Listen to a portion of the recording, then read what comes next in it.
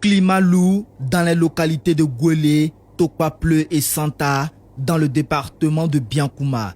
Ici, les producteurs de cacao traversent l'une des périodes les plus difficiles de ces dernières années à cause de la crise qui secoue actuellement la filière.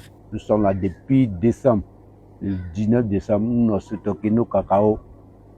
Jusqu'à présent, on n'a pas eu l'argent. C'est elle qui a stocké. Donc, actuellement, il y a une famille. Il y a des enfants. Maman se trouve au village. J'ai tous ces problèmes-là. Mais où sortir l'argent? Je n'ai même pas un seul sou actuellement où je suis assis là. Mais si tu me demandes au moins 1000 francs même pour aller payer savon là, ça sera difficile. On est désespéré. On ne sait pas quoi on va faire. La coopérative Komouniou, exerçant dans ces localités, possède des centaines de tonnes de fèves stockées sans acheteur depuis plusieurs mois. Les magasins débordent, les sacs sont entreposés dans les habitations, parfois même à l'air libre, exposant la récolte aux intempéries, à la dégradation de la qualité et ouvrent la voie aux acheteurs clandestins proposant des prix largement en dessous du tarif officiel. je dis bien le cacao qui a été pris au magasin par certains planteurs est dû à la nervosité. Sinon, le cacao est dans les maisons. Oui, nous avons constaté que le cacao, puisque les magasins sont pleins, les planteurs ont gardé le cacao à la maison. Donc l'urgence d'enlever ce cacao-là, parce que bientôt on va rentrer dans la pluie, la saison pluvieuse, et le cacao peut avoir un problème de qualité. Cette paralysie du marché fragilise l'économie locale, les revenus sont à l'arrêt, les charges s'accumulent et l'inquiétude gagne les familles qui vivent essentiellement de l'or brun. Je n'ai pas de livre de sciences, je n'ai pas de livre de lecture avec maths. Parce que mon papa dit qu'il n'y a pas l'argent. Il fait chiant de cacao. Je n'arrive pas à lire à la maison. Je n'arrive pas à lire à l'école. La nourriture à la maison, ça fait défaut. Souvent, il vient matin, le soir, il n'arrive pas à venir. Demain, quand tu lui demandes, il dit non. Ah, je suis parti, il n'y avait personne, monsieur, je n'ai pas mangé. Il y a beaucoup qui viennent en Bulgarie, d'autres même, ils sont découragés parce que quand ils viennent voir leurs camarades bien habillés, eux aussi, ils ne sont pas bien habillés, ils se sentent frustrés.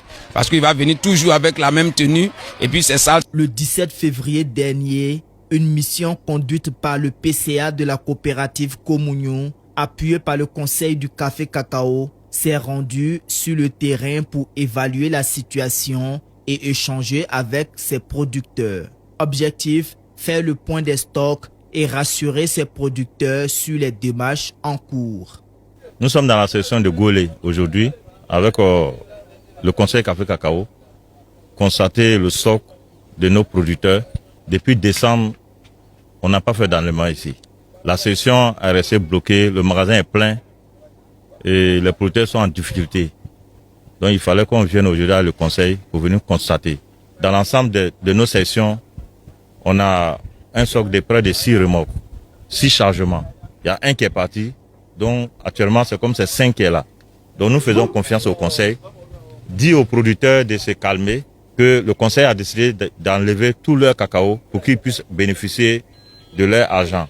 Donc c'était une occasion pour nous, le conseil du café cacao, pour venir parler à ces producteurs, les sensibiliser et leur donner des informations concernant la situation actuellement en Côte d'Ivoire. Nous sommes à pied d'œuvre pour pouvoir évacuer les stocks qui sont disponibles. C'est pas facile, c'est une situation générale, c'est pas facile, mais le conseil fait des efforts pour pouvoir satisfaire les producteurs. Nous sommes là pour les producteurs. Selon les données recueillies à Gouélé, Tokpapleu et Santa, 313 tonnes de cacao sont actuellement immobilisées au compte de la coopérative Komouniou. Si la rencontre a ravivé une lueur d'espoir, les producteurs restent suspendus à des solutions concrètes, car sans intervention rapide, c'est toute une saison de travail qui risque d'être compromise. 313 tonnes pour une seule coopérative. C'est pas 2, c'est pas 3. Dans le Tonki, ça c'est dans l'ouest là, vraiment là. 313 tonnes pour une seule coopérative. Imagine combien de coopératives il y a. Imagine combien de milliers de tonnes il y a encore là-bas. Frère, l'heure est grave. L'heure est très très grave, Yoromani. Le mois dernier, janvier dernier, Adjoumani avait dit que l'État s'engageait à acheter 123 000 tonnes de cacao. 123 000 tonnes de cacao à 280 milliards de francs CFA. Je vous ai dit ici que l'argent là, ça n'allait pas arriver aux planteurs. Et que le conseil café cacao allait se partager cet argent. Je vous ai dit ici. Janvier, c'était autour du 20 janvier. 20 janvier, on est aujourd'hui 23 février. Et puis, il y a encore 313 tonnes de cacao stockées dans les magasins des planteurs. Dans les magasins des planteurs. Et puis le gars, il a dit, le gars de la coopérative, ils ont combien de tonnes, ils ont combien de camions déjà chargés qui attendent le connaissement. Il y a un seul camion qui a eu connaissement. Or, vers fin janvier là, ils nous ont fait croire. Ils nous ont dit que tous les cacao toutes les coopératives avaient reçu le connaissement et que tout le cacao des planteurs était en train d'être convoyé, d'accord, vers les deux ports, San Pedro et puis Abidjan. Ils nous ont fait croire ça. Ou bien c'est pas ça. Ils nous ont fait croire ça. Or, en réalité, le monsieur dit ça fait 3 mois. Et de décembre jusqu'à aujourd'hui, il n'y a pas un seul grain de cacao qui a bougé. De janvier jusqu'à aujourd'hui, il n'y a pas un seul grain de cacao qui a été acheté. Les gens ne mangent pas. Les planteurs ne mangent pas. Ils n'arrivent pas à manger. Je vous ai dit qu'ils allaient bouffer l'argent. Les 280 milliards qui auraient été décaissés ont été bouffés. C'est resté en l'air. Ils ont mis machette dedans. Et lui, il a pris pour lui. Ça descend, l'autre même machette. Il prend pour lui. Ça descend, l'autre même machette. C'est des coupeurs de route. C'est des coupeurs de route au sens littéral du terme. Des malheureux. Ce gouvernement de Dramane. On vous a dit ici. Quand Loïc Folorou, le fils de la femme du braqueur Dramane, du terreau Dramane, j'ai une filière, a le monopole sur une filière en Côte d'Ivoire. On vous a dit que c'est un mauvais précédent. On vous a dit que ce n'est pas bon signe. On vous a dit que c'est signe de souffrance pour les planteurs. Voilà ça. Les planteurs sont en train de souffrir. Les planteurs sont en train de souffrir.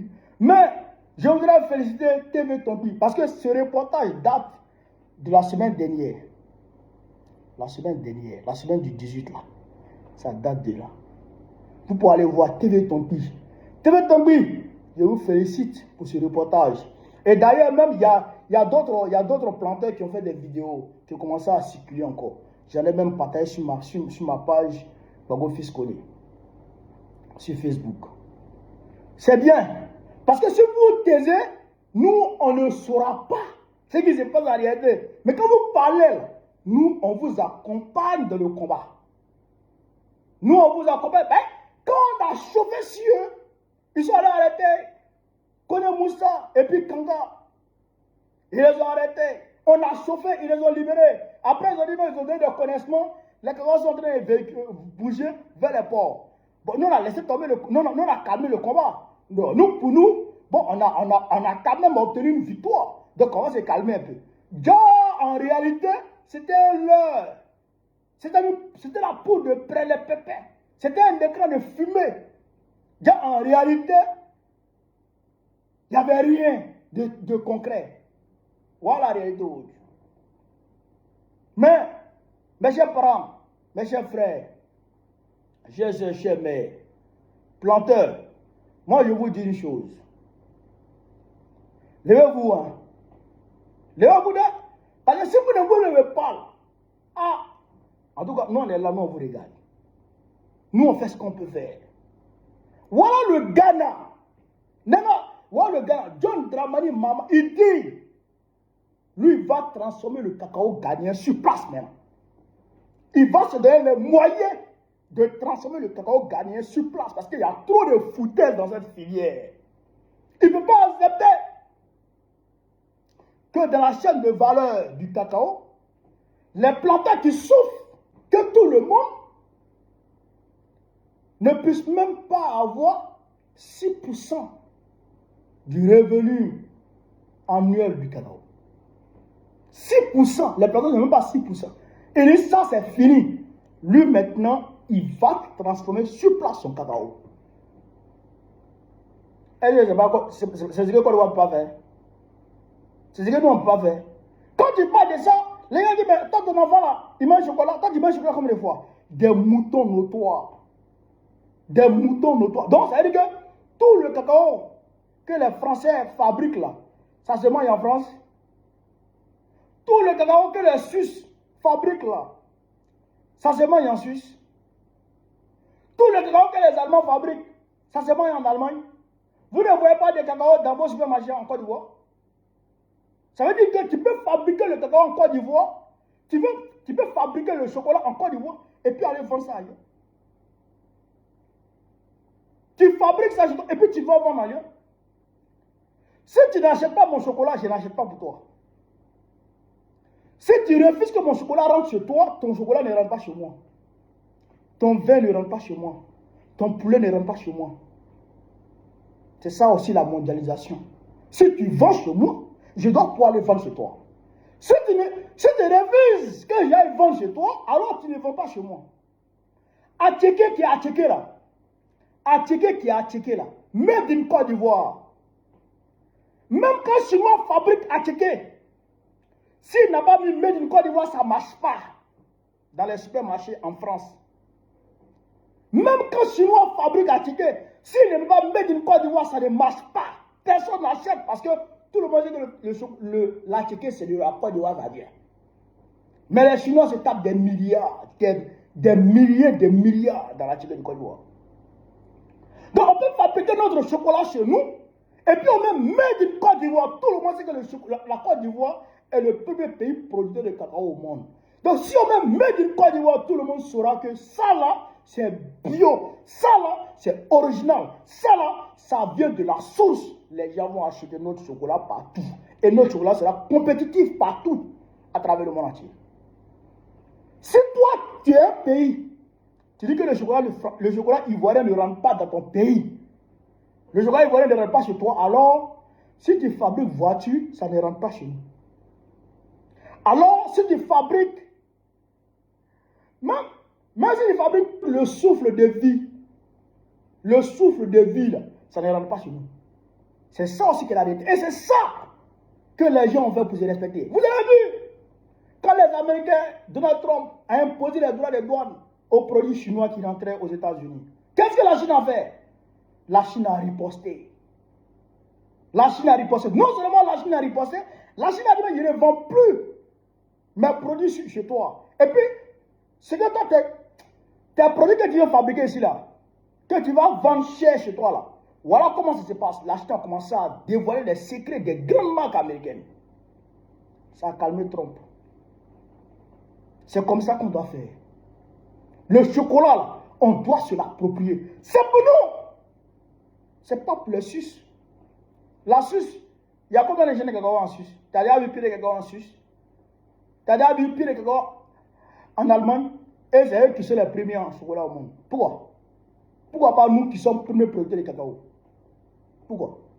Or, si on s'approprie notre filière cacao, nous-mêmes, on décide de combien on achète le cacao avec nos planteurs. On discute directement. On discute directement. Et je pense que quand on va atteindre ce niveau-là, les planteurs ivoiriens auront au moins 5 000 francs par kilo de cacao. Au moins 5 000 francs par kilo de cacao. Au moins 5 000 par kilo de cacao. À ce moment, les planteurs de Côte d'Ivoire seront comme les agriculteurs français. Oui, vous voyez, quand on dit grève des agriculteurs, vous voyez les machines, non? Vous voyez les tracteurs circuler, non? Vous voyez ou pas? Eux, ils travaillent avec les machines maintenant. Eux, là, l'agriculture est modernisée. Oui, eux, ils ne prennent pas machette encore. Eux, ils ne prennent pas, comment on appelle ça, insecticide pour mettre au dos, pour pomper fia. Non, eux là, c'est hélico, ils prennent.